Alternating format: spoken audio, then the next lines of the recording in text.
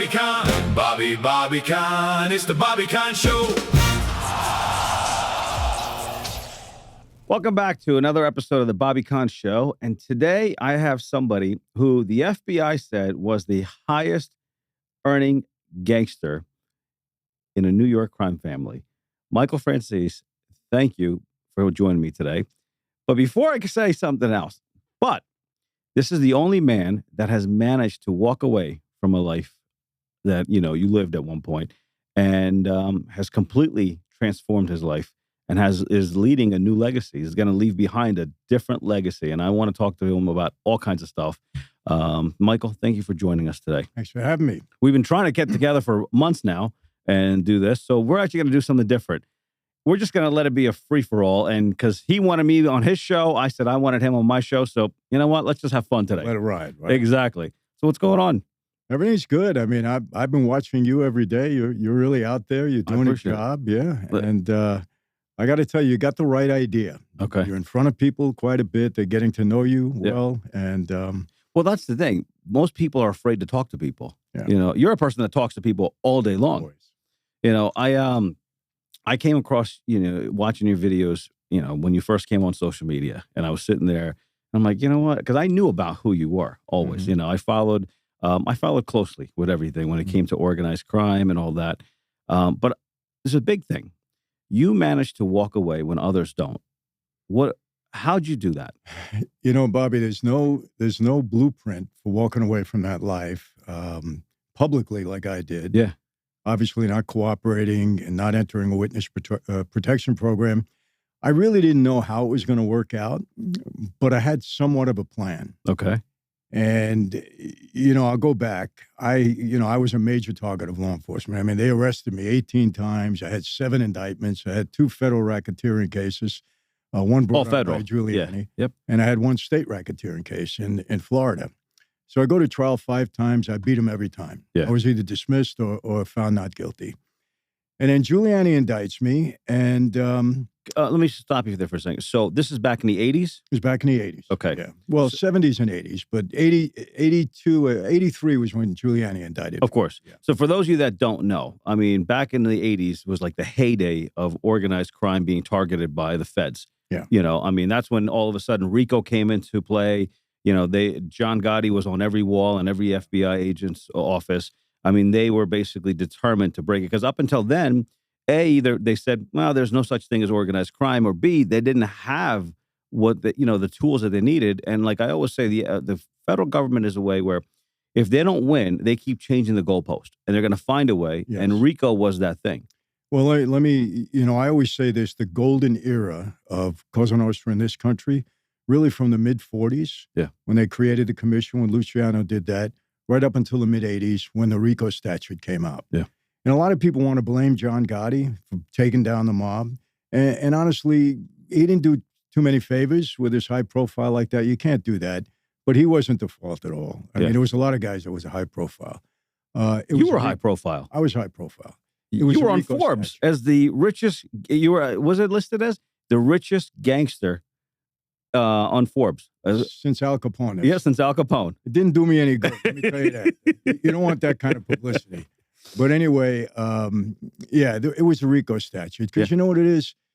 Guys stand up on 10, 15 years. Any one of us could do that. Yeah. You know that. Yeah, of course. I mean, I was facing pleasant, 20 years. But you do it. Yeah. You do it.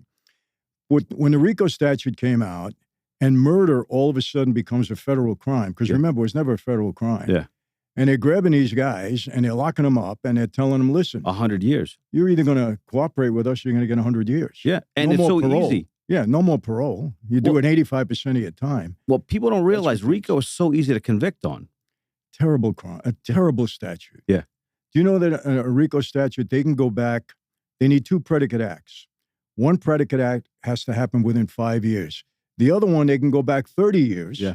Even to a crime that you were acquitted of. Yeah. And they can use that as a predicate act. I don't think it's a fair law. I think it's been it was abused over time. Absolutely not. And then when they were, we'll speed up to this in a second, but like when now they're going after rappers and using RICO. They're going after using it as a civil RICO also. Yeah, of course. Going after, it was originally this guy DeBakey, who created the law in 1970, was originally against organized crime. Yeah. You know, you give the government an inch, they're going to take a yard. They use it against everybody. Yeah, of course. Horrible statute. So anyway, Giuliani indicts me. He tells me in a courtroom, I was a lead defendant. I had 15 co-defendants. My partner in the gas business, which we'll get to, he turned informant. And they were using him as the main witness in this case. To go against you. Yeah, he didn't know anything about that case. Yeah. Nothing at all. But I think they were giving him a trial run, you know, before they got to the gas case.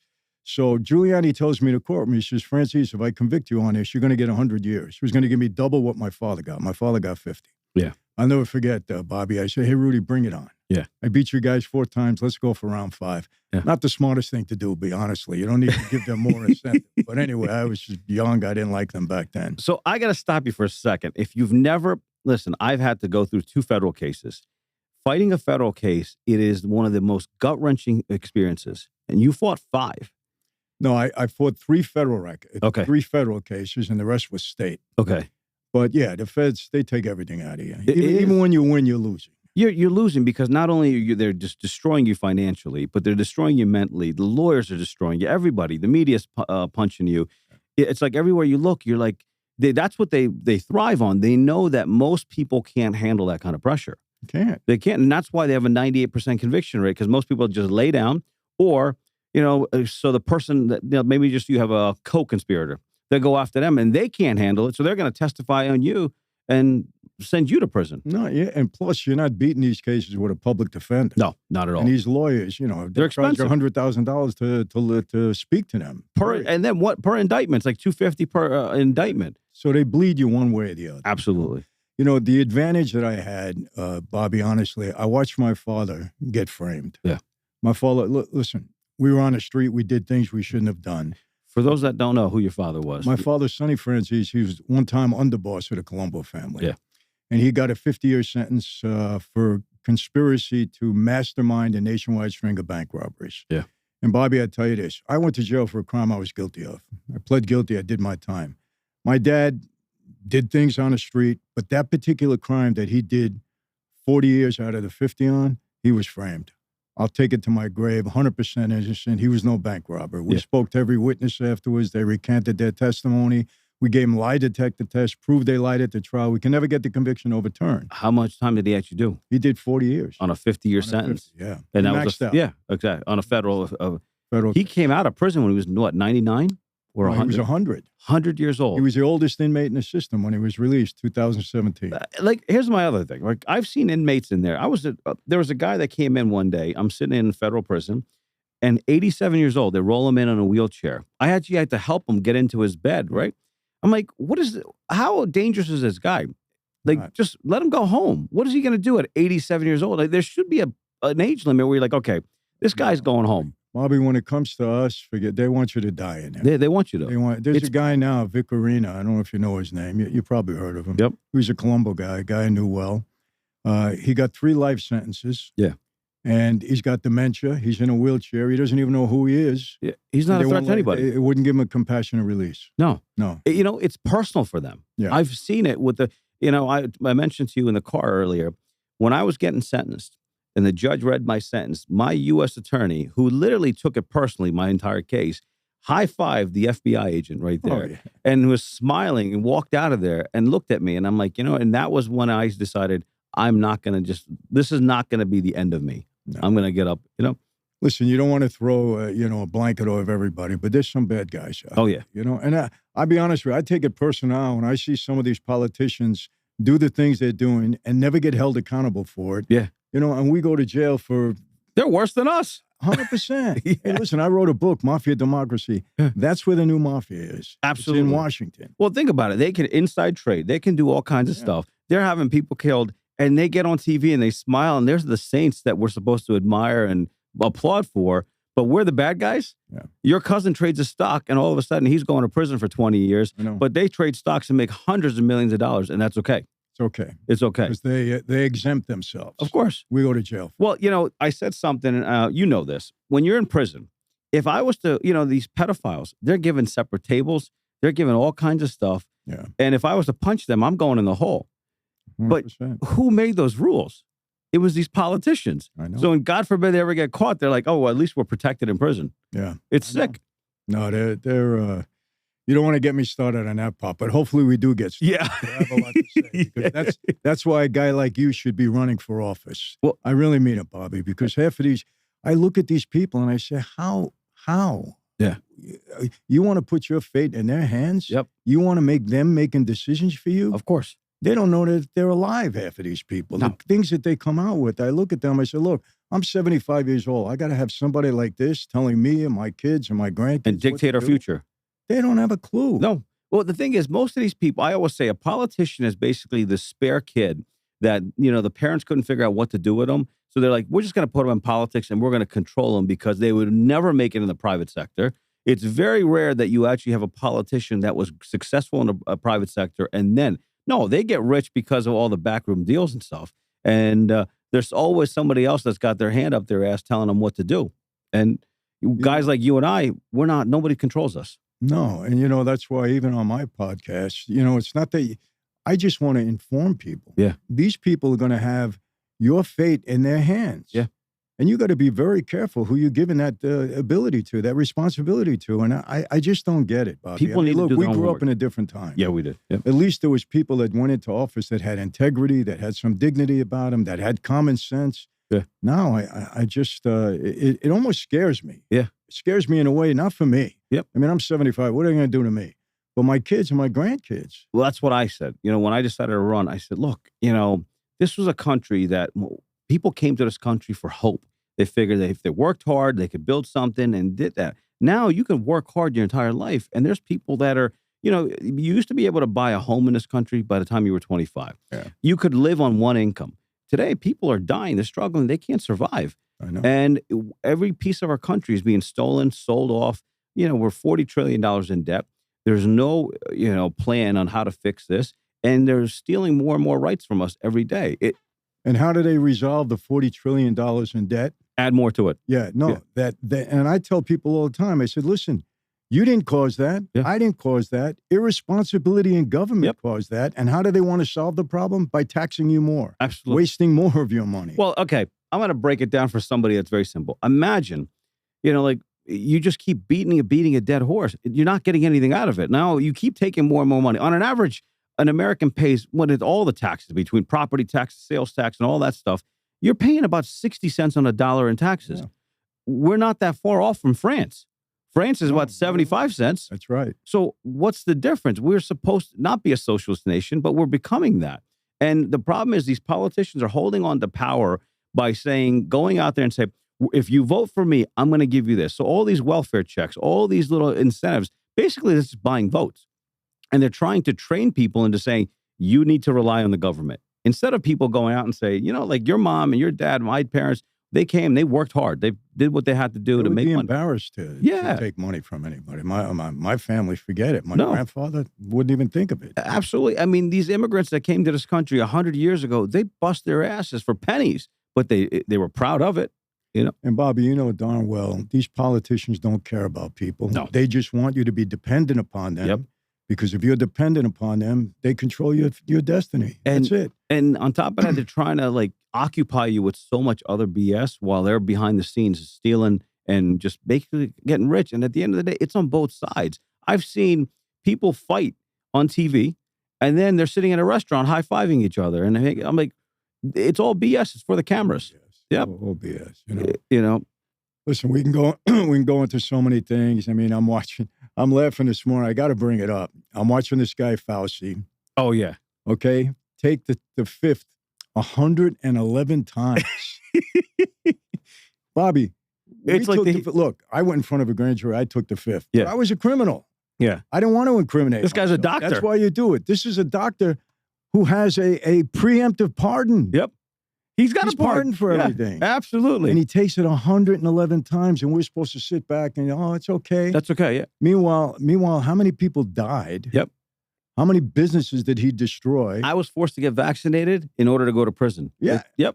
Exactly. How many kids' lives did he destroy, keeping them out of school? Yeah. How many people died in hospitals alone because their family members weren't allowed to be around them. And we can't get answers for that. And no one's going to get any payments for it. No one's going to get anything. No. And the Democrats are sticking up for this guy. Yeah.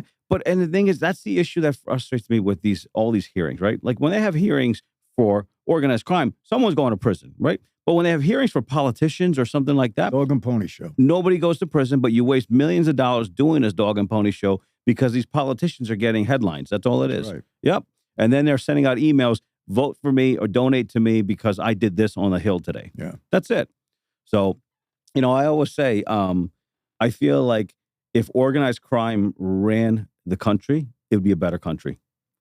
Be a better Vegas and a better country. Well, speaking of, so yesterday, I had my guest was John Spilatro. And John Spilatro, is Tony the Ant Spilatro's nephew, and his father was also his brother. And so he was sharing a little bit of stories, and he said to me, he goes, look, my dad and my uncles, they took everything to the grave, so I'm not going to share too much. He goes, but he goes, things were better back then, and things were run better. Vegas was run in a whole different way.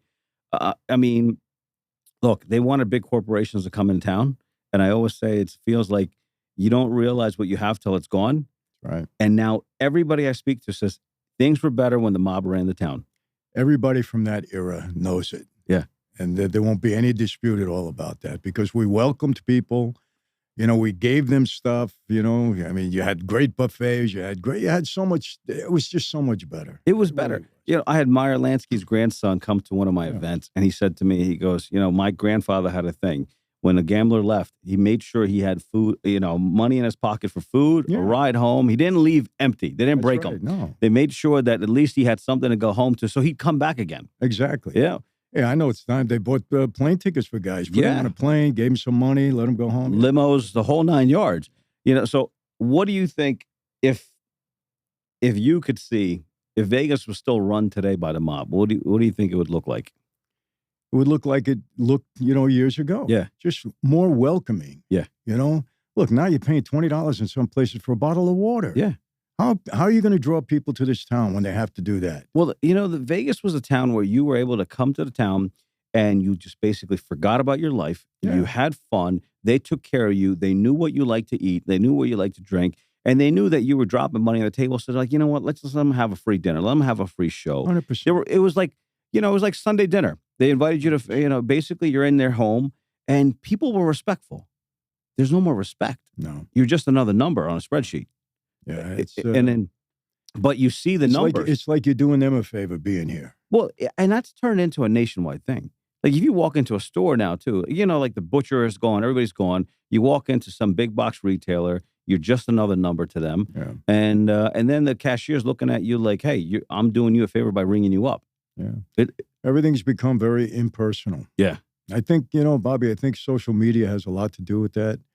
Because people now, instead of getting out there and communicating with people, they're on their phone or they're in their house. And people lost people skills. Yeah. And their relationships are social media people. Well, half the population of under 30 men are single. Yeah. They don't know how to talk to women. I know. It's a shame. Like when we were under 30, I mean, I can't tell you, I was married a bunch of times before I was even 24 years old. Well, yeah. Yeah. No, so, so let me ask you, you before I go further, so for the people that don't know, what was this gas business that you were making all this money on? Here's the story. It was a guy out in Long Island, and he had a small gas operation, Vantage Petroleum. He was an Italian guy, and he kept coming back to me because two guys from another crew were shaking him down. Okay. And I did a little investigation on him. I didn't want to be bothered with him because I heard some things that weren't complimentary, and I kept chasing him. So finally he comes back, and you got to understand, he was 6'5", 450 pounds. Oh, shit. Big guy. Yeah. But he wasn't a sloppy. He was solid. Yeah. He was like Vincent Pastore. Yeah. That's it. Like a that. stocky. Yep. So he says, Mike, listen, he said, I have a germ of an idea. I know you can help me. I said, what's your idea? He says, we can take tax money from the government. That was music to my ears. Of course, the government back then. So I said, explain it to me a little bit. He said, well, I need your help. Explain it to me. So he gives me a little bit of a rundown. I said, okay, look, we're going to go in business together. Yeah. I said, I don't want to be part of your company. I don't know if you owe taxes or whatever. We'll start a new company. We start a new company. And I had this guy around me. It was Vinny. He was my butcher. Okay. Vinny the butcher. He was a butcher. big scar across the top of his head. He was a tough guy. So I said, Vinny, I'm going to put you with this guy, Larry. I said, let's see what he's got. You know, explain. Let me see if we got anything here. So about 2 weeks later, he comes to my house on a Saturday morning, and he's got a box on his shoulder. Now, he used to bring me meat every Saturday, right? So I open the door, and I says, what are we doing with all that meat? We're having a party or something I don't know about? He says, no, Chief, come into the kitchen. It's not meat. I go in the kitchen. He puts the box down. He opens it up. He said, this is the first week and a half's take in the gas business. It was all cash. $320,000. In cash. Yes. Smelled like gasoline. Smelled up the whole kitchen, right? I didn't care, right? Well, he got my attention. So to make a long story short, over 7 years, you know, we ran that from 320. We were pulling down $8, $9, $10 million. So you guys were selling gasoline and taking the tax. We were licensed to collect the tax. Okay. And we collected it. We didn't pay it. Yeah. It's no like different than like a car dealer collects the sales tax and supposed to pay it to the state. Right. But you weren't paying it to the state. We weren't paying the state or the feds. Okay. So you just kept all the cash. Back then it was 9 cents federal. Yep. And depending upon where you were, it was 25, 30 cents state, local. Like these weren't gas stations. These were like truckloads of fuel. Yeah, well, I had gas stations too. Okay. I had gas that I either owned or leased. Okay. And we had about 300 at one point in time. We were really taking over gas stations. All over New York? All over New York, all the Eastern Seaboard. Okay. And Florida too. Yeah. So, you know, we're doing well. And they couldn't figure it out. They could not, the government could not figure it out. Well, it wasn't electronic back then either. No. Yeah. No. I had 18 companies that were licensed to collect the tax. Yeah. 18. They were all Panamanian companies. Okay. Why Panamanian? Because Panamanian company had bearer stock for the owner. Okay. So whoever held the stock owned the company. He could have shifted it around. So they couldn't identify anybody. But they could not figure it out, Bob. Now, how did you pop up on the radar? Were you living a flashy life? What was...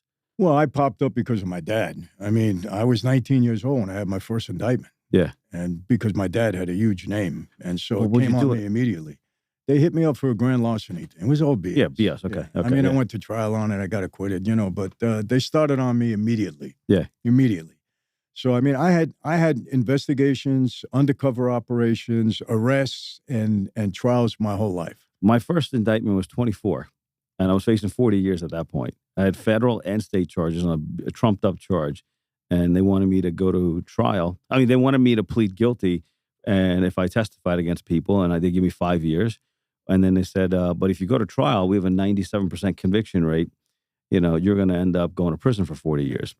I was 24 years old. I had a pocket full of money, and I had 4 lawyers sitting by me. And I said, well, I guess we're going to trial. Yeah. And I ended up getting a full not guilty verdict, you know, and because I had state and federal charges. Well, they try to scare you. Yeah, of course. And they scare most people. Yeah. They do. No doubt. That's why their conviction rate is. It's that. And because people don't have the money to defend themselves. They don't. And a lot of people can't deal with the stress. And a lot of people can't deal with they don't like the publicity. And, you know, like most people, you know, like as soon as that knock happens on the door, the wife leaves them. Yeah. They're gone, right? Their friends stop talking to them. And they can't deal. A lot of people need to fit in. And a lot of people need to be, hey, you know what? I need to be accepted. So they don't know how to fight because guys like me, I'll take all the bad headlines. Yeah. You know, when I announced my campaign, people were like, well, what about? I'm like, listen, I've got a decade full of bad headlines. I'll take it and I'll embrace it. I actually sent one journalist my FBI's Most Wanted poster. I said, here you go. I have it framed on the wall. Here you go. Yeah. Well, you know what? Yeah. Listen, with the quality of people that are running today, Bobby, you're an ace. You're all the way up there. I really appreciate it. Thank you. No, because you got common sense. Yeah. You do care about people. I can see it, you know, the way you carry yourself. I see the way how outgoing and courteous you are with people. Thank you. And that's important. It means a lot to me. Thank you. Yeah, it's important. And these other, they don't care. This is one woman running, I think she's in Wisconsin. She wants to take away Thanksgiving. Yeah.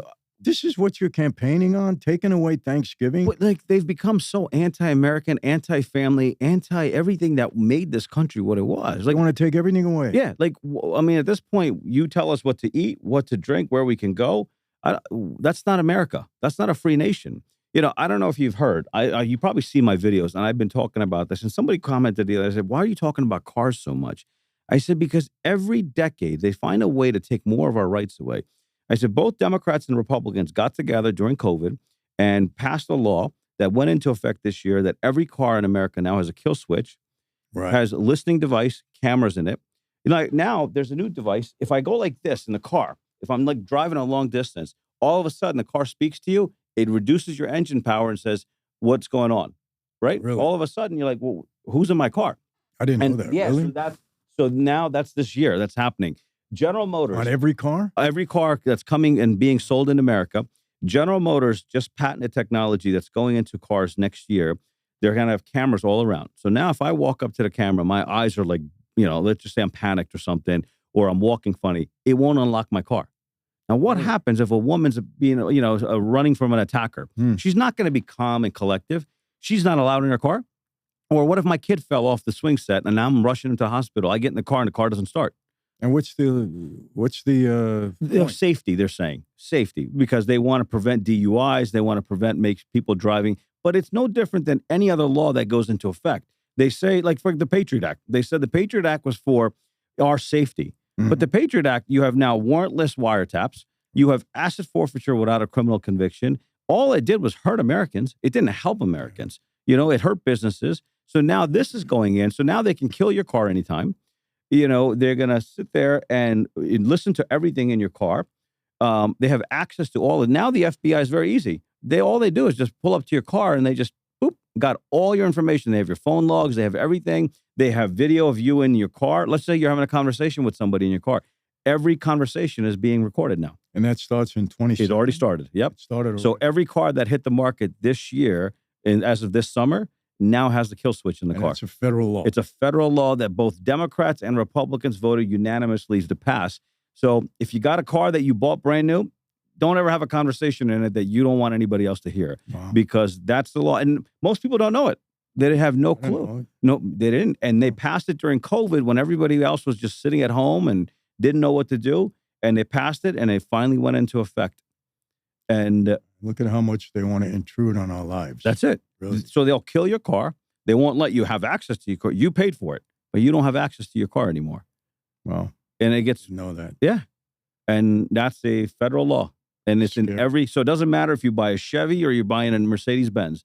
If it's sold in America as of this year, it has it in there. Wow. It's Big Brother. I mean... So now that you know that, I wonder how we can dismantle it. Well, that's the thing. So here's the thing. A lot of people have said, how do we dismantle it? You can't. You can pull this, all the stuff. You can't kill it. Really? Because I had one guy did a video and he pulled the rear seat off of the Ford F-150 and he tried to disconnect it and it doesn't. Really? Yep. Because what it does is nowadays, like even with your parts now, okay, let's just say back in the day, you went to a junkyard. We knew a lot of guys that owned junkyards. Yeah. So you went to a junkyard and said, I need a taillight for my, F-150. And you put it in and it was okay. Now you plug it in, all of a sudden your computer lights up like a Christmas tree. Yeah. And it doesn't work because that headlight has to be coded to that VIN number. Right. And that's how they put these junkyards out of business. Ford Motor Company went to the White House about a month ago. Mm-hmm. It was Ford Motor Company, General Motors, and the CEOs. And what they wanted Trump to do is to lobby to end the right to repair. Meaning, let's just say, your car's out of warranty. It's 3 years old now. And you take it to your cousin and say, hey, can you do me a favor, fix the car for me? I have an issue with it, right? Or you took it to an independent mechanic down the street, which independent mechanics were all across this country. Or you change your oil yourself. They want to make it a federal law that you go to prison if you did that. So they don't want everybody out of business. They want to put everybody out of business, and they don't want you working on your car yourself. They only want you to go to car dealers to work on them, and the new car dealers. So now you're paying $200 an hour labor. Mm-hmm. And Trump signed a temporary executive memo that said he's not going to lobby for that. But they're pushing all these politicians where, there's politicians in the state of Maine that have pushed for this, that they try to get rid of independent mechanics. And I'm out there fighting every day. I'm like, this can't be allowed. What's their reasoning behind? Because the manufacturers want control. They want to make sure that nobody goes anywhere else and that only manufacturers can work on their cars. But you're going to put independent mechanics, which are the backbone of this country, for years. We learned how to work on our cars. So what are they saying? That their cars are too sophisticated? That's what they're saying. Their cars are too sophisticated and only we should be. But they're like, you could share the software. It's no different than when people, back in the day, the independent mechanic went to the Ford dealer and bought the parts and then fixed it. Share the software, open it up, give them the code so they can fix it. You know? Well, look, I had a Mercedes, and when it went out of warranty, I went to an independent Yep. who worked for Mercedes for 15 years, so he knew the car like the back of his hand. And those guys are better than the mechanics of They the dealer. charge you a quarter of the price. I mean, right now, if you walk into a Mercedes dealers, you're paying about $250 to $300 an hour. Yeah, just to look at the car. Yeah, I could take it to a mechanic for a fraction of it. Yeah. And so this is like, a lot of people don't realize it. Every day they try to take more and more of your rights away. And I feel like this is not America. This is not the America I grew up in. You know, like at the end of the day, yes, we had our battles, but it was still a country that we were proud of and said, at least we could feel like we were still free. Yeah. And we're losing that. These people are insane. You know, the one thing Trump says, he says, you know, you're going to regret. I mean, he said it today. He said, these people are insane. He said, they're nuts. And they are. You're going to regret it years down the line. Yeah. Yep. I mean, Bobby, how are people now looking at socialism for the answer for this country when it's failed everywhere historically throughout the world? Well, you know how they're doing it? They're conditioning an entire generation of people that are lazy and saying, hey, look, if you just vote for us, we'll just make your life easy. We'll give it to you. Because a lot of people don't want to work this day. I know. I mean, our age group, we want to go outside and work. We want to go out and do what we have to do. But there's a whole new generation that's like, I just want you to hand everything to me so I can just continue staying on my phone and I don't have to be bothered. I mean, today, you know, when we were growing up, in your family and, you know, people, they stood up for what they believed in. They went out and they actually fought. When they actually protested and they meant it. It wasn't, okay, well, you know what? I'm just going to make a tweet and I'm going to go and on with my life. Yeah. Nobody stands up for what they believe in anymore. Well, you talk about protesters. Just read a big article that all these protesters that are protesting all this different, they're all the same people. It's all the same people. That are being paid for. Yeah. They don't really care about the cause. It's a paycheck. Yeah. That's it. All it is. They protested back in that day for free. Yeah. You know, and because they believed in it. Yeah. Well, I think here's my thing, and I don't know, you could take it for whatever.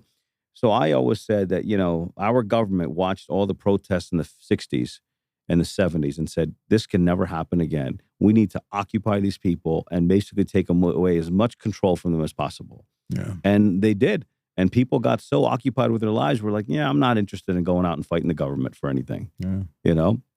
So, I tell you, I don't know what this country is going to look like.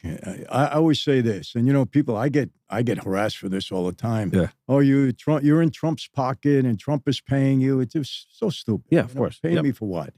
But I've said this. Look, I support Trump's policies. Okay. He's not my friend. We don't go out to dinner. I don't have anything in common with him in that regard. I support his policies because I believe that if Trump didn't get elected, this country would have been done. We can't head towards socialism. No, this country would have been done. We couldn't have taken another 4 years of what Biden had done in his administration. First of all, the border, what happened at the border, we would have been destroyed. Yeah. I mean, look what's happening in Spain, in France now. That's crazy. All of Europe. Yeah. Yep. Well, look at, have you been to Europe? You was just there, right? Europe doesn't look what it used to do Not at 50 all. years ago. Not at It's all. totally changed. They've lost all their rights that they used to have. Every day it becomes more and more like China. And you're like, but look, you're not going to leave your door open at your house, are you? Not now. No. But no, think about it. You're not going to just let anybody come into your home. You wouldn't do that. No. So why can you let anybody come into your country?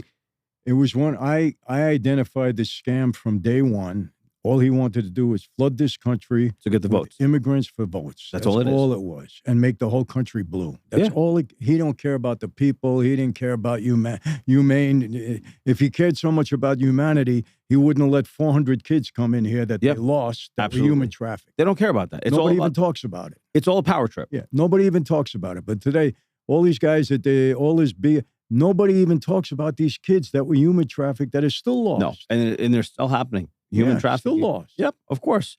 And, but because it got to a point where they're like, we need to maintain control of this power. Otherwise, we're done. And they'll do anything to get it. And I want to tell you something. I know we're jumping around, but this is important because I want people to understand this. Biden and his son, the information that came out of Congress when they did the investigation on him with his suspicious bank accounts, the $27 million that came into the shell companies. From Burisma. The text messages, the emails, I'm telling you, Bobby, there was more information and evidence on him for a racketeering indictment than there was on any one of my cases. Yeah, but they didn't do it. And did nothing. Well, they even the guy was treasonous. Yeah. He was absolutely treasonous. I will take this to my grave. I'll say it in front of anybody, in front of a lawyer, in front of the Department of Justice. I know because I experienced this. There was more evidence to take this guy to trial, him and his son and his family, than they had with me. Yeah, they were dirty. And they were sloppy. The guy is treasonous. Yeah. He sold out this country when he was vice president. But you know why they won't go out? They give him a pass. But you know why? Because there's so many other people that are involved that are dirty that, like, if he goes down, then maybe they'll end up going down. And that's why nobody... I know, but you know, we wouldn't do that on a street. No, I know. If we had somebody that was treasonous to our life, we'd take care of it. Of course you did. This guy was treasonous to our country, and they gave him a pass on. But majority of those people are. They're all the same. They gave him a pass. Of course. And now his lunatic son is running around like, you know, who the heck he is, talking about Trump. And this guy is the biggest misfit that there ever was. Of course. And he's the loser they give kid. him a platform. Yeah. Yes. He was stealing with his father. Yep. Yeah, on tape. I gave my father X amount of dollars. The big guy, they call it. I want to know how he went broke. Like, he's stealing all this money and now he's broke? The bust out. Yeah. Well, I guess, yeah. I guess when you have drug habits and all that bust stuff. Bust out. Yep. I mean, but I'm saying... That's why we sit back after all we've been through and we watch this and we say, this can't really be happening. No, I know. Look, I sat when I went through everything and I'm sitting in federal prison and I'm like, and I'm talking to a lot of these guys that are in federal prison. I'm like, what's happening in Washington, D.C. is worse than any of these guys that did anything in prison 100%. Right now. Yep. Because you know why? We didn't take an oath. Yeah. And promise people that we're going to work for their benefit. Of course, yep. And then get into office and screw them. That's exactly what they do. You know, the difference also between guys like, you know, you and I and them is that we can stand here and say, hey, this is us. You know, we have no shame. We can say, this is ours, this is our past, this is our life. We lived it, but they can't. They can never, ever admit who they are. Oh, yeah. And that's why I'm saying this, and not because we're sitting across each other. They need people like you. Thank you. That have been through it, that understand, that care about people, because you wouldn't do the things that they're doing. No. And neither would I. Yep. You know, neither would I. I wouldn't do it. We have some kind of respect. We have care for our families, care for our... Look, you know care for our this, neighbors. Bobby. You know this. In our neighborhoods, there was no crime. We never took advantage of our own people. Our neighborhoods were safe. You didn't mess around in there. We took care of the people. Yep. You talk about Gotti. Gotti was who he was, but they loved him in his neighborhood. Of course they did. Yep. Because he was good to everybody there. Well, I mean, I'm going to go back to that. Like, think about it. A lot of people don't realize, you know, when the Mafia really started off in the 20s in New York City, it was because the neighbors weren't being treated well. The people were coming in and abusing them. So they all stood up and said, okay, well, you're going to pay us protection money, but we're going to make sure that our neighbors are safe. And, you know, back to Gotti, you know, people, no matter what Gotti did, they cheered him on. He did, you know, because he took care of the neighbors. He absolutely did. We took care of our neighbors. My father, the same thing. Even me in my neighborhood, I never had a problem with anybody. Of course. They loved me there because we took care of everybody. Yep. You know, they talked about the numbers business. Oh, you guys ran numbers. Well, you're running a lottery today. And you legalize it in the sports books or in the casinos. We went to jail for that. Yep. But we had grandmothers giving us 50 cents so they can make back 600 if they hit the number. Of course. Everybody in the neighborhood was But they were making money, right? No, they couldn't wait for us to come. Yep, of course. I mean, who was actually getting hurt at this point, right? Nobody. Because it's the same things happening today, but now the big corporations are taking the money. But that's legal. And who knows what they do with the lottery? Oh, without a doubt. They do. Yeah, but it's like anything that it's illegal. When they take it over, it's all of a sudden legal. Yeah. But what about all the lives you destroyed by sending to prison and all this stuff? Exactly. Think about how many guys that went to prison for selling pot, but now it's legal in 38 states. Exactly. You know, but I mean, you've been through so much. You've seen so much. You know, what happened in the 80s with you guys, that can't happen today anymore. I mean, organized crime basically is... You don't have a shot anymore. Yeah. I mean, I think, you know, the guys got a little smarter because, look, back in my day in New York, Bobby, I'm not kidding. There wasn't a day that went by. Let's say 2 days. I don't want to exaggerate. There wasn't 2 days that ever went by when there wasn't a story in the New York Post, the Daily News, the Times, the Long Island Press. That was the heyday. About us. Yeah, of course. Every day, every other day. Now... maybe every 6 months I'll read something. Yeah, what's going on. But it's not even big stuff anymore. No. It's just petty stuff. Look, it's not going away in my lifetime, but I think the guys got smart. They realize you can't be a Gotti. You can't be a Colombo. You can't be even... You can't be flashy. You can't do it. And especially with all this technology. You don't have a shot. You know, the government's got eyes and ears everywhere now. I mean, if you're going to do it, you're taking a lot of risks nowadays to do it. You're going down. You know, that's why when I talk to kids all the time, I tell them it's a dead-end street. Yep. You're better off just being a single criminal, getting arrested 18 times with these crazy Democrats, let you out on the street. They want to kill the police department and all of that. Yeah. But if you're part of any organized crime, yep, you're done. But organized crime has such a, it's, people are amazed by it. People like line up to see you. Now you're publicly speaking, you've written books. You were speaking last night here in Vegas. Why do you think people are so attracted to the lifestyle? Look, I mean, Hollywood had a lot to do with that. They romanticized the life in a big way. You see The Godfather. I mean, look, The Godfather, these guys were heroes. Yeah. But nobody wanted The Godfather made. No. But then they loved it. And then they loved it. Yep. Bobby, I'm telling you, after The Godfather came out, guys started to carry themselves differently. Is that trying to portray Michael Corleone? Yeah, I mean, it elevated the stature of guys on the street. No doubt about it. Godfather 1 and 2. No but doubt. Gangsters always dressed nicely. But I think Godfather basically opened up the mafia to the rest of the world and like, oh, that's actually romantic. They romanticized it. That's what they did. Well, here's another thing I have to say. And it's, look, I left a life. I'm saying it's a bad life. Yeah. It's a bad life mainly because families are destroyed. Of course. My own family destroyed, Bobby. Not my wife and kids, my mother, father, brothers and sisters. But, if you look at Goodfellas, you look at Donnie Brasco, you look at, who are the victims? Yep. We were the victims of ourselves. Yeah, of course, yeah. We weren't out there killing people in the neighborhoods and doing all of this and robbing everybody like the FBI wants you to believe. No, of course, no. We did it to ourselves. Of course. Every one of those movies depicts the same thing. It's what we did to ourselves. Yeah. Okay? Because we had a certain code, certain rule. You broke the rules, you pay for it. Of course. Period. Yeah. But they made it sound like we were out destroying neighborhoods and killing kids and going after widows. And it's not true. Yeah. No, it's not true. And that's what I try to tell people. It's not true. The days of Al Capone and those were the yesterday. That wasn't now. I mean, in my lifetime, I don't think there was a guy that was in organized crime that was living the life like Michael Corleone, where he had hundreds of millions of dollars at his disposal and living in Lake Tahoe and owning casinos. Those days were gone.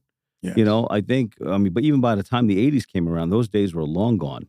I mean, you had guys making money, but not to the extent not Al Capone money. No. Yeah. Oh, well, listen, I was making a lot. Yeah, you were. I was making a lot of money. Those guys that were making money. Look, guys were smart. All right, so I got to ask. Okay, so you were making that kind of money. Did you have any like secret homes that you were enjoying, and Ferraris and?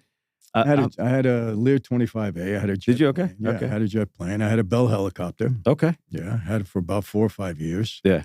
I had a house in Florida. I had a house in Marina del Rey, California, and I built an 8,000 square foot house on 2 acres of land in New York. And I had a racquetball court inside and everything else. So I mean, I was spending my money. Yeah.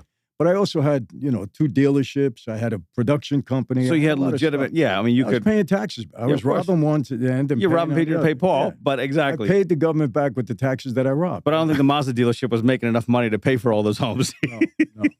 I know. I was a car dealer. You can't do that. No, we weren't making that. So did the government take it all? When I took my plea, I had a $15 million restitution. Okay. I paid $14.7 million. And then I had $5 million in forfeitures. So I gave him the plane and the helicopter. I had to give that's not bad. And a little property that I had, and to settle my stuff. Well, that's not bad because a lot of times they just wipe you clean. Yeah. They wipe me clean. Well, one of the reasons I took the plea, because I says, listen, I'm old school. My wife's not going to work. Yeah. I got 2 little babies. So I have to be able to keep something to support her for the time that I'm in jail. Yeah.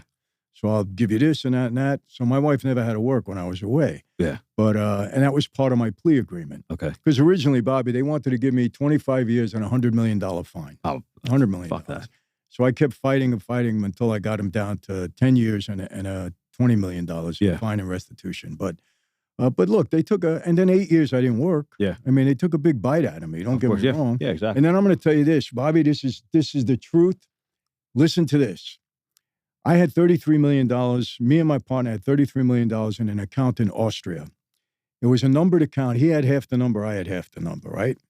He testifies against me in a Giuliani case because he became an informant. We killed him. We beat him. I get acquitted.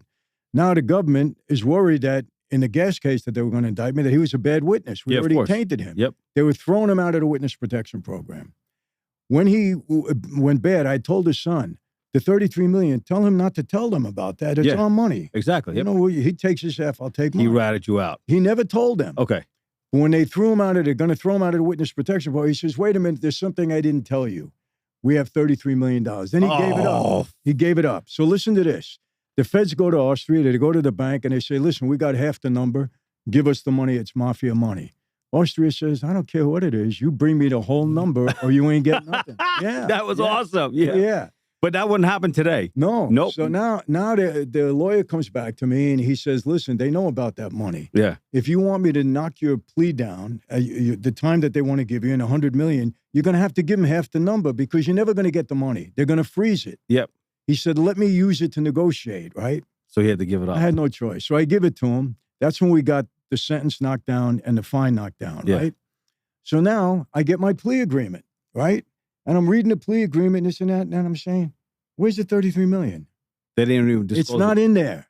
They didn't disclose it. So I went to my lawyer. I says, where's the $33 million? He said, oh, Michael, don't talk about that. Yeah, that's it. I said, hey, John, his name was John. If I find out you got a piece of this, that you made a deal. No, I swear to God, it wasn't me. I said, but what'd they do with the money? The money disappears. They robbed the money. That's it. It doesn't show up anywhere. Yep. Anyway, he told me, keep quiet. You got your sentence knocked down. This is what you wanted. They robbed the money. It doesn't appear anywhere. They're bigger crooks than the rest of us that they claim to be crooks. They robbed $33 million of stolen tax money. And who knows what they did with it? Who knows? Exactly, right? Politician put it in their pocket. Well, you go to D.C., right? You go to Virginia, and you see all these mega mansions, and you see a government employee walking at them. Like, how is a guy that's making $200,000 a year living in a $6 million house? But, Bobby, here's what I want you to do when you get elected. Yeah. Tell the people, why don't they ask those questions? Nobody, you know what? I ask that every day to people. I'm like, why don't you ask questions? You go out there and you cheer these people on. Why? People are afraid. You know why? Afraid of what? I'll tell you what people are afraid of. People are afraid of their lives being disrupted and ruined. So they're like, I'm not going to ask the questions as long as I can maintain my life. And people tell me this a lot of times. They're like, I don't want to be bothered because if I don't want to be the one that gets on the radar, you know, I don't want to be toxic. A lot of people are petrified. A lot of people don't have balls anymore. They don't have the guts to stand up and fight. Like guys like me, people look at me like you have a death wish. But, you know, I said, I'd rather, you know, I'm going to take a line from John Gotti. I'd rather live 44 years being who I am and living like a tiger than as 100 years as a sheep. Can't do it. Not going to happen. Well, I'll tell you what, if I ever got into office, let's say in the state that I came from, I would go around every district, every place, and say, listen, we have 8 million people in this state. They're not going to lock 8 million people up. Yep. I don't want anybody to pay their taxes. That's it. Nobody. Yeah. Until they account to us what they're doing with our money. Well, yeah. I mean, they don't even know. So they're taking in $4.9 trillion a year. But, you know, look, how much money's been taken for fraud? There's no accountability. None. Yeah, I mean, think about government contract. Okay, well, this $1,000 phone is now going to be billed to the government for $10,000. Well, who's getting the rest of the money? Exactly. No, it's going back to somebody. Exactly. You get government contracts, you're handing them out, and let's just take Air Force One. Air Force One was ordered by Obama when he was in office, the new Air Force One. It was supposed to be delivered by the time Trump became a president. Then Trump looks at it and he goes, no, they're $1 billion over budget. I'm cutting it by $1 billion. So they said, all right, well, we'll have it delivered by 2024 when Biden took over. Biden comes in and adds another $2 billion to the thing. I'm like, hold on. If I went to Boeing and I was an airline and I said, I want to order 2 747s, and at that point, they're $250 million a piece, right? You think I'm going to wait 10, 12, 15 years to get my planes? No, I'm going to say, fuck off. I'm going to go to, another company and get my jets, right? Next thing you know, now we're at where a Qatari government has to hand us a plane because we can't have planes. But these are government contracts that nobody's checking up and saying, hey, Boeing, you took a contract 10, 11 years ago. Where are the two planes? You discontinued the plane in 2020. So now you have 2 planes that you have to give to us. Now we're paying $5 billion for planes that are originally sticker for, let's just say $300 million. And let's just say you add all the electronics that you want in it and all the safety features, another $1 billion. But where are the planes? What are you working on? Only in a government. You should be able to say, you know what? You took a contract. You didn't deliver. You're going to prison. Why don't they go to prison? Because they're all part of the same club. But that's what I would do. I would say, listen, they're not going to lock 8 million of us up. We're not going to pay the tax. Let's bring these people to the knees. We need people that are strong to stand up. People aren't strong I'm enough. going to be honest with you. If my wife would divorce me if I ever ran for office, I don't know if I win or not, but if I ever ran for office, nobody would want me. I don't think you should do it. I would do it. Next term. I couldn't do it at home. I'll talk to your wife. No. She said, you had enough. That's all we need, Yeah. But I'm telling you, because when I sit back and I look at this, I just cannot believe it. Yeah. I cannot believe what these people get away I know. It's frustrating. I mean, like all these government contracts. So here's a funny one. So I went to prison for not providing a bank one title for $156,000. Now, I did millions of dollars of business with this bank. It was TD Bank. TD Bank gets busted for laundering $500 million for the cartel. They knew it, and they kept laundering the money. And you know what happened to them? Nothing. Yeah, Nothing. They got a monitor for 2 years. For 2 years, they have to run every decision, anything over, I think is like $10 million through a government monitor. That's it. That's probably BS also. It's all BS. The monitor is probably somebody that they paid and hired. That's all. Yeah. So, Mike, now you've transformed your life. You're in a whole different path. What's the legacy that you want to leave behind when your kids talk about you once you're gone? I'll tell you what it is. And I get asked that question all the time. Michael, what is your legacy? And I'll be honest with you, Bobby. I don't want my name on a building. I don't need any of that. I would like that when somebody bunks into somebody, hey, you knew Michael Franzese? Yeah. He was a really nice guy. Yeah. He was nice to me. He was courteous to me. That's my legacy, number one. And number two, what does my wife and kids and my grandkids have to say about me? He was a good father, good husband, good. That's your legacy. Yep. Everything else is all bit. Your name on a building, a statue, it's all nonsense. That's your legacy. Well, life changes us. Yeah, because you know what?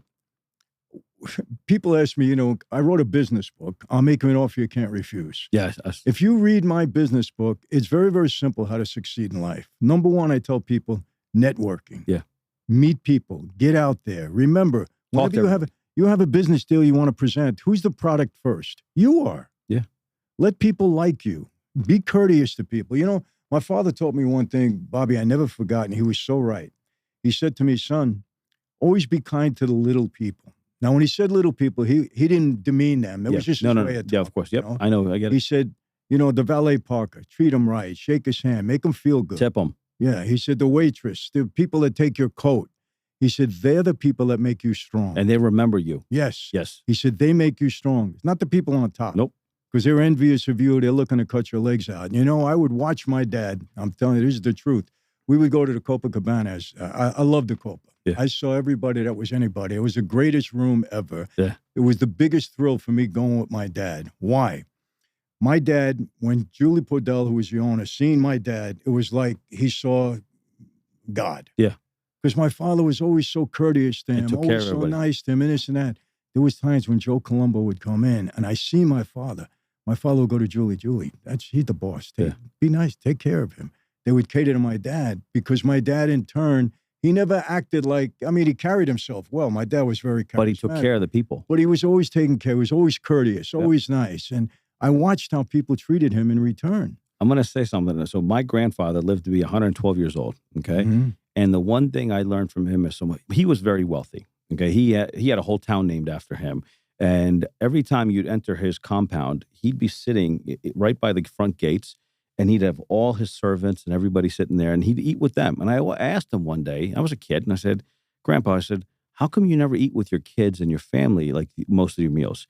He goes, because my family wouldn't have what they have if it wasn't for these people. And he said to me, he goes, if you can ever learn one thing is that you respect the people that make you the money, that work for you. And he said the same thing, the little people. And my entire life, no matter what people say about me, they can never say, I paid my employees hundreds of thousands of dollars, like my managers and all that stuff. But I would always have lunch with my lot boy or my detailers, right? I'd say, hey, go get me lunch. And they'd sit in my office. I never allowed any of my GMs to sit in my office and talk to me and have a meal with me. I had the guys that were washing the cars, that were parking the cars. Those are the guys. Anyone can, I will tell you, when I pull up to valet, all the valets always know me. Security guys, all that, because I always took care of them, because those are the people that go out there and bust their ass, and they will always be the most loyal to you. 100%. The guy that you pay $1 million a year to, or five, I had an employee, He was a general manager of mine. And one day I hear him yelling at my lot boy. So I looked down and I said, what the fuck's going on? And so the lot boy comes up and he goes, I gave him a Bentley to drive for the night because I had a dealership, right? So the managers are allowed to drive any kind of car they wanted. Mm-hmm. So he told the lot boy to give him a car to drive. He had a wedding to go to that weekend. So the lot boy puts this plate on the back of a brand new Bentley. And that wasn't good enough for this guy. Mm. So I walked downstairs. I said, let me ask you a question. Do you own the dealership? No. I said, you're driving a $350,000 car and you're giving this guy shit? He goes, I wanted to drive the Lamborghini. I said, I don't give a shit what you wanted to drive. I said, you don't disrespect this man because you want to drive a $450,000 car and a Bentley's not good enough for you. I said, here's what you're driving to the wedding. Your fucking Kia that you own. You're done. You're fired. I'm not going to, Yeah, you don't treat people. You don't treat people like that. Hey, Bobby, you experience this too. I've seen guys very, very powerful, had the power of life and death in their hands one day. The next day, they're in somebody else's underwear, listening to some 23-year-old correctional officer telling them what to do. Absolutely. Nothing. When you start to believe that you're about something, you're not God. You're done. Yep. You're done. And, and I say this all the time in my videos if you watch, and I said, look, there's a way to treat people because at the end of the day, I've seen dictators dictators one day. Look at the guy from Venezuela. He's sitting in MDC now. That's right. You see Saddam Hussein that ran a country, and all of a sudden he's being hung. Billionaires become broke the next day. Celebrities that are living in $30 million mansions now are bagging groceries. When you start to think you're about something, you're above everything, it's pride comes before the fall. Yep. There's no doubt. And just words of wisdom. Now that we're on here, we have an opportunity. Some other things my dad was very wise. He taught me some good things.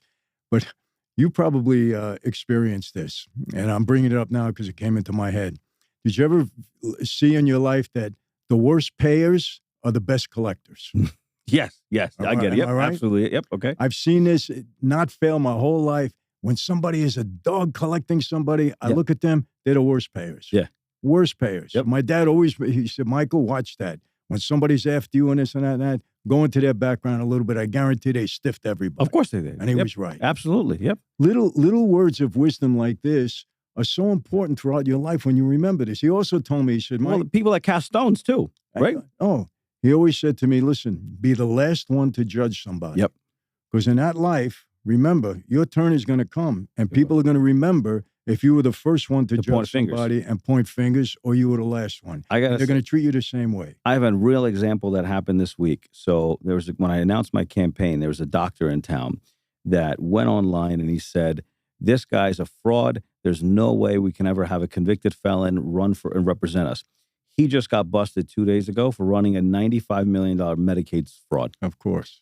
I'm like, if you're doing this, and this was going on for years, and you have the audacity to stand there and call me a criminal? Are you kidding me? I went to prison for $156,000. You stole Medicare money. Hypocrites. Yep, exactly.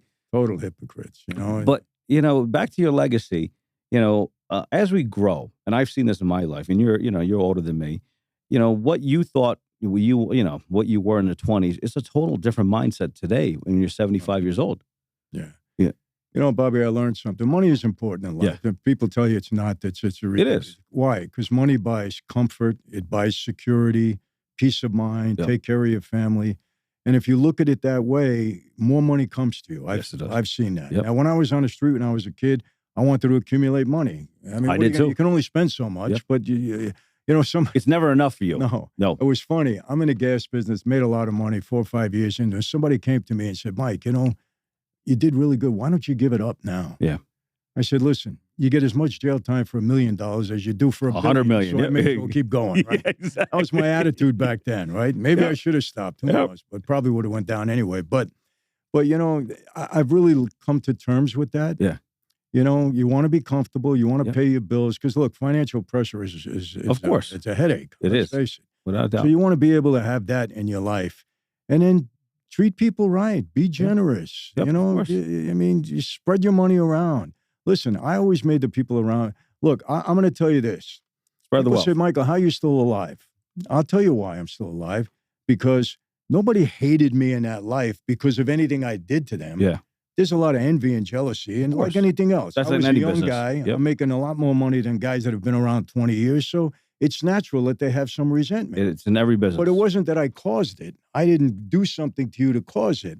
There was guys, you know, that were in that life 20, 25 years. They see me making money. I would go to them and say, listen, I'm a captain, you're a soldier, but I respect everything. You know, you've been around a long time. You ever need a car, you got to go someplace, you can take my plane. I would make them not want to be upset with me. And then now they're like, okay, this guy's looking after me. Yes. So when I left the life, it wasn't that people were out to get me because I did something to them. Now, you're not supposed to walk away. My boss was very upset with me because he took it very personal when I left. And so, yeah, he put a contract on me. There's no doubt. I mean, I knew I didn't know that. I didn't know that. Okay. I knew that for a fact. Yeah. Because he said, how dare you leave the life? Yeah. That was it. He was an old-timer guy. You can't do that, Michael. And then a lot of people thought that I was going to start testifying and put people away. That wasn't my... How'd you get away for that? Like, for example... Usually when they want to come after you, right? And like, especially people in your life, they want you to testify. Otherwise, there's no deal. Well, they wanted me. Don't get me wrong. And I sat down with the feds. I sat down with them, but never to a point. I would never put anybody in prison. Never. I would never give up that information. The reason I did 5 years, I got out on parole. I was on parole 13 months. The feds were all over me. And when I wouldn't cooperate, they threw me back in jail. And I did another 3 years. They gave me a 4-year sentence.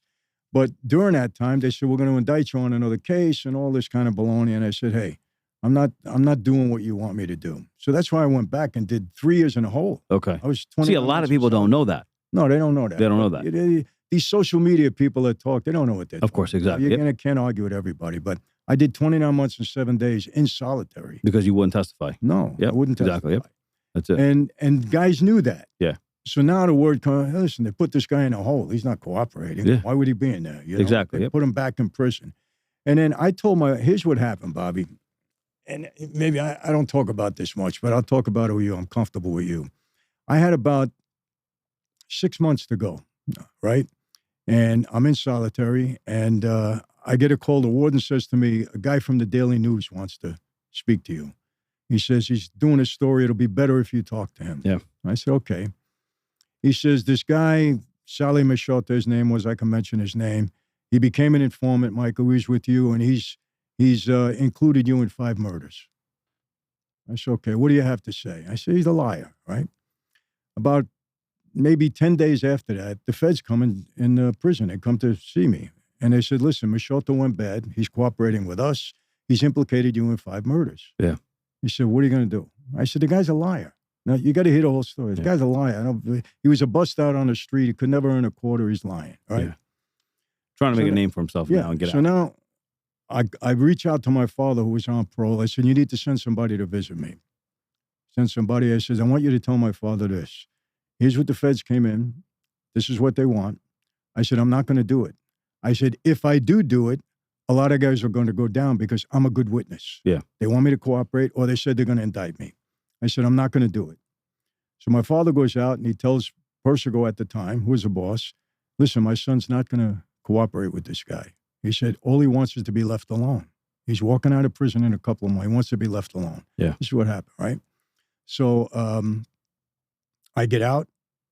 Everybody backed off because of that, because they knew I could have hurt a lot of guys. So what happens to the guy that brought the story? He lied so much, they threw him out of the witness protection program and put him on his own. I said he was a liar. Yeah, of course. Yeah. Lied. They got rid of him. Well, a lot of guys. But to go back to that's what helped me a lot, because they knew that I wouldn't hurt you wouldn't, anyone. exactly. No. Yeah. Well, I mean, at that point, they're like, okay, you know what? Walk away. I mean, I think Gotti Jr. did the same thing, didn't he? Yeah. Listen, Bobby, what people don't understand, I call it a bad life because it destroys families. Yeah. I mean, look, when my mother passed away in 2012, she's 33 years without her husband. Yeah. Right? Her relationship with my dad was ugly. Yeah. Because she blamed him for everything that went wrong. Of What course. goes wrong? My sister dies of an overdose of drugs. She couldn't handle all the stuff we went through. My brother's 25 years a junkie. Yeah. 25 years. What I did more damage trying to keep that kid alive on the street than I did as part of the mob. Yeah. Because he was getting himself in so much trouble. I hate anything to do with drugs. Well, listen, you went through. Hate drugs. I do too. I hate, despise it. I've never even done. I don't hate even it smoke because pot. I saw the destruction. I never smoked a joint in my life. I hate anything to do with drugs. Yeah. I mean, look, I don't even drink. That you have the wine company, and I was like, listen, I have cases of your wine sitting in my house. Oh, that's right. He's got our wine.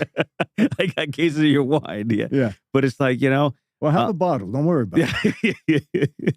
But like I said, it's gut wrenching, right? And you went through all those trials. My first trial took me about 11 months, and that was quick and easy, right? Quick and easy, 11 months. But this last thing took 11 years out of my life, from the start to finish, and people don't realize it. And when you go through multiple, you're like, wow, this is a big chunk of my life. I mean, if I lived to be 60 years, you took over a decade away from me. Absolutely. Yeah. Absolutely. And your family. Trials and prisons and everything else. Yeah, it's not worth it. Not worth it. So that's why I said, I meet this young girl. She's now my wife, 41 years. I fall in love with her. I said, am I going to do this to her? No. I'm a major target. Yep. We had 3 wars in our family. A lot of guys got killed during my time. We were always fighting with one another. I said, I'm going to do this to this girl. She's 20 years old. Yeah. There's no way I'm going to last. Yep, of course. No way. Yep. So I had to make a decision. It was either her or the life. And I said, let me try. But, people say, well, Michael, initially what happened? I said, listen, one of the horrors of that life, and I have to say this, you make a mistake, your best friend walks you into a room, you don't walk out. Of course, right? yep. And obviously, I know of those situations. So when I left the life, I moved out to California. There's no way I could have made it in New York. Yeah. Too many guys. I moved out to California. I changed my whole lifestyle. Yeah. What do I mean? I used to be in a club every night, Bobby. Every night, 6 nights a week. Yeah. Right? That was the life. I stopped going to clubs because I know who hangs out there, guys that know me. I didn't create patterns in my life, meaning I didn't walk my dog every morning at 7 a.m. Yeah. I didn't go to the same restaurant every Tuesday night because I knew how guys watch you. Of course, yeah. Yep. And over a period of time, I just outlasted everybody. Of course. Yeah, they're all gone. Everybody I knew in that life is either dead or in prison. Or in prison, absolutely. Everybody, yeah. Bobby. I'm not saying, everybody. Well, I think most of the guys that were around in the 80s when your heyday, they're all gone. That's it. Every single guy is gone. Especially when they picked up a lot of people in the late 80s and early 90s. A lot of those guys. Yeah. During the Gotti era, a lot of those guys are gone. All gone. There wasn't anybody that escaped. Yeah. So. I got to ask another question. So, Hollywood, I mean, we just had Armando Santi. You came to the event and stuff like that. I love him. Out of all the mob movies, which movie do you think is the realest, and which ones do you think are like nowhere close? 100%. It's not even a question. It's the 1996 HBO Gotti movie. That's the realest. That's the most authentic movie. Okay. Because they took a lot of the script right off of the transcripts. Yep. Yeah. Okay. And I knew Quack Quack. I knew Gotti. I knew everybody. I knew Neil Delacroce. It was the most authentic movie. Yeah. And I say this all the time. This is how I met Armando. We became friends because for he's a great guy. 20 years I've been saying this about that movie. Yeah. Armand, he just was so brilliant in that movie. Yeah. Brilliant. And Bobby, that one scene when Neil Delacroce comes into the bar. Remember when he was fighting for Gotti's life all this night? That scene gave me the chills. It was the best acted scene in any mob movie. When he fought for his life and said, give him a pass. And remember when he said, we play by the rules. Yeah. You don't break the rules. And then he turns around and he said, I fought for you all night. Yep. And the old man, he had sympathy. He felt good because I called you like my son. Otherwise, these two zips. He said, yes. Yep. But if I was told that you had to go, I'd come here with these 2 zips and you would go. Absolutely. When he said that, I go, oh my God. It was so true. Now it hit you for a reason. Wasn't it? Yeah. I was like, my God, I felt like I was back in life. Yeah. Because it was so well done. Didn't you? And even Gotti's face, the way he stood there. Yeah, he was it was like, yeah. And you know what? Armand did an amazing job. I think, and for not having met Gotti, he's a phenomenal actor. Amazing role he played. He was so good in that movie. Even the opening scene when he's talking about, when he's in prison. That hits me. Oh, yeah. You knew from that minute this was going to be a brilliant movie. I mean, he set the stage. Yes, he set the stage. And what he said there, I always live by. He said, you dress better than them. You act better. You live better than them. And they hate you for it. Now, I always say this to people. I said, look, you guys go on reality TV shows nowadays. I said, you ever notice why so many reality TV stars are getting locked up? Because there's an FBI agent, an IRS agent sitting at home and saying, why is this person living in this house, driving this car? Let me go look into their life. And in this country, they convict you first, and then they go find a crime to charge you with. Right. And people don't get that. Well, no, that's the difference between how they investigate. Normally, when you investigate, a crime happened and you investigate how it happened. Yep. Right? Or a complaint came to you. No, with us, you investigate the person and try to find a crime. Yeah, of course. It's backwards. They shop for a crime. They're like, I don't like this guy. I'm going to now put him to prison. He's going away for 10 years, but now let me find what I can charge him with. And that's how it is. So, well, Mike, thank you for coming on today. I mean, there's so we could sit here for hours and keep talking. Well, we'll do it again. Yeah, absolutely. Sure. I got to come to your studio now. Absolutely. Yeah, I'd love to. By the way, your studio, you have that picture, the painting. Yeah. I have, you gave me that painting and I appreciate it. And I have it hung up, along with the Hollywood Godfathers and then the one that you have behind you too in your office. It's brilliant. The artist was brilliant. And he's awesome. Yeah. It's great. But listen, Bobby, I want to say this. Whatever we have to do to get you elected. Thank you. I mean this legitimately. I don't mean any other way. What I want to do because we need people like you. I appreciate it. Thank you very much. Because you stand up for yourself. There's no BS. You're good with people and you care about them. Listen, we got to, at this point, make Vegas Vegas again and somehow fight for it. It's funny. I see a lot of the old timers are coming around and saying, hey, we support you. I got Oscar Goodman coming on next week. Oscar, yeah. I'm actually going to go to his house and do the interview at his house. I love Oscar. Yeah, he's going to be good. He's the same guy. He's straight out, no BS. And he's anti-establishment. I know. He'll tell you. Yep, I sat with him and he's like, I'm anti-establishment. I'm like, okay, that's good. Listen, they loved him as mayor. Oh, they did. He had, I think, the highest 86% approval rating. Yeah. And he left. Yeah. That's amazing. I mean, he was a great mayor. He would stand up, but that's it. But he was a real man's man. Yeah, he was a good man. No BS with him. I loved him. Thank you. Well, thank you for watching. Make sure you watch the episode with Armand Asante, Billy Bob Thornton. I got John Spilotro. I got the guys from Smash Mouth. Go watch all those episodes, and I'll see you again. And thank you again, Michael. I appreciate it. Thank you, guys. Bobby Kahn, Bobby Kahn. It's the Bobby Kahn Show.